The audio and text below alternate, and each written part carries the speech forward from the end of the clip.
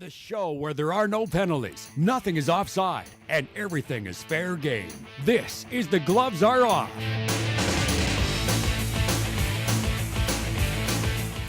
Welcome to another edition of The Gloves Are Off. I'm Moses Boldu, and I'm pleased to be joined by some of the greatest people in Lloydminster in the sports world.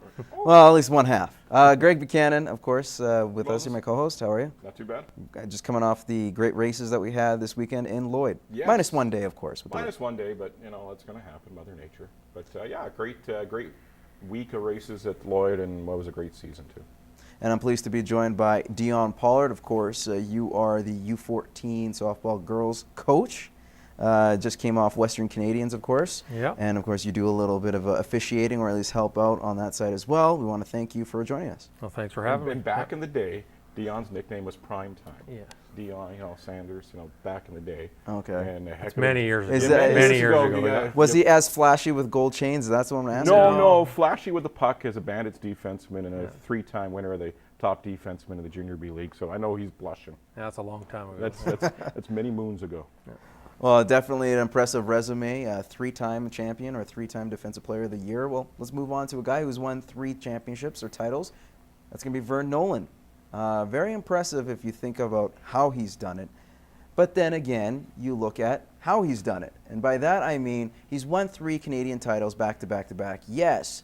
But each time it came down to penalties. Of course, most recently his brother had 6 seconds in penalties. The year before that, it was a missed barrel by B.J. Carey. The year before that, it was a late outrider by B.J. Carey, which gave Vern the titles. Does that take anything away from what Vern has done or tarnish it at all, the fact he's won 3 in a row? No, you know what? You still have to get to that dash, and that's the bottom line.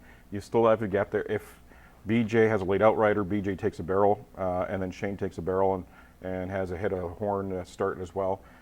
You know what? It happens in wagon racing so many times that it comes down to a second, and it costs you a second for those penalties, and it gives Vern Nolan a championship. So I don't think it takes away from it all. If you look 10, 15 years down the road, they're not going to go back and say, well, he won because of this. No, he won, and that's the bottom line. Yeah, I think the rules are the rules. So that's a referee part of me coming out, and the rules are the rules. And he won.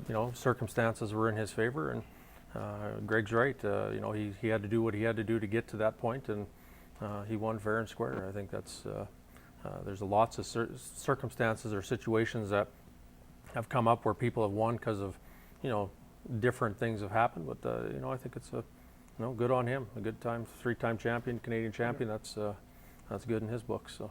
All right, guys, you're not making this any fun. I thought one of you guys would say yes, it would tarnish it. But, like you said, it's amazing considering where he was. He was sitting in 6th place, managed to get into the top 4, wins it again. So you got to give him credit for that. All right, we'll move on to a guy who's, at least the guys who qualified for the first time for the Calgary Stampede. You got to feel happy for them going to the Rangeland Derby, and that's Dallas Dick, as well as Dave Galloway. Out of those 2 newcomers, who do you think will have the most success next year?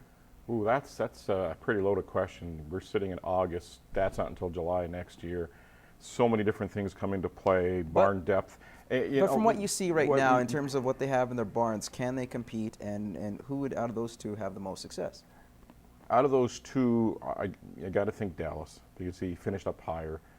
Dallas had the least amount of penalties among a lot of drivers this year in the CPCA, and going penalty-free over 10 nights in Calgary is a huge bonus. So out of those 2, I would have to say probably Dallas, but there's so much that happens in those 10 days, and it is a marathon, and you have to barn manage. There's so many different things come into play, but I would have to say Dallas, at least right now.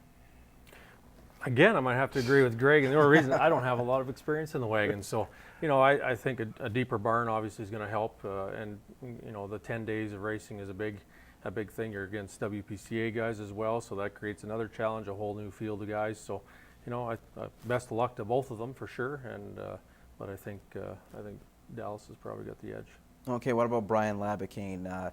Unfortunately, has to go through the mandatory retirement at the age of 65, but it seems like he can keep going. Minus what happened over the last 2 days in Lloydminster, he's been pretty good. And he did very well when he was even at the Calgary Stampede at the Rangeland Derby. So with that said, should possibly the WPCA, CPCA, just chuck wagons as a whole reconsider the mandatory retirement age? Well, I think the only association or the only show that has a mandatory retirement age is the Calgary Stampede. he could still drive if he wanted to, but at the same time, the Calgary Stampede has 65, and that's the show everybody wants to race at. That's the show, and if you can't go to it, there's no use of going down the road. I really think, and the Calgary Stampede course will disagree with me, but I really think if you hit that age of 65, if you have any concerns this driver can't drive anymore, have him go through some tests on the track, different mandatory tests, and then you determine whether or not he can drive at the Calgary Stampede. Because I think Brian Labicane, he was on the track for the last time on Sunday, 65 years of age, but I still really think that he could keep on driving. Even Tom Glass, during the whole Calgary during the Rangeland Derby, said himself, this guy can go for another 10 years. Oh, he easily could. Brian is in phenomenal shape. For a 65-year-old man, if I was in that shape, I would be very happy.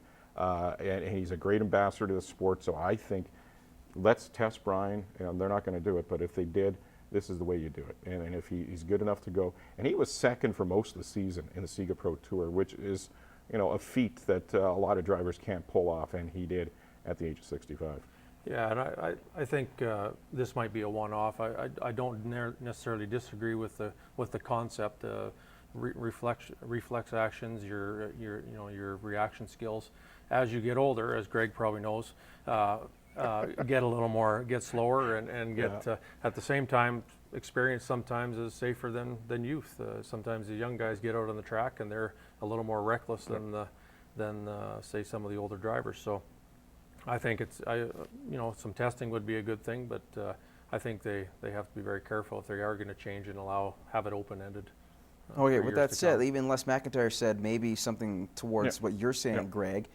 Have him do the tests much like you'd have someone who's reached a certain limit or certain age driving a vehicle. Yeah. And just if they can go through a hearing test, pass a vision test, whatever it is. What did you say? I said a hearing test. Thanks a lot for that joke, man. I appreciate that. All right, we will get to Todd and Steve, of course, most recent, settlement that came between the two. But first, we're going to take a break, and we'll return with some important details with Todd Bertuzzi and Steve Moore next.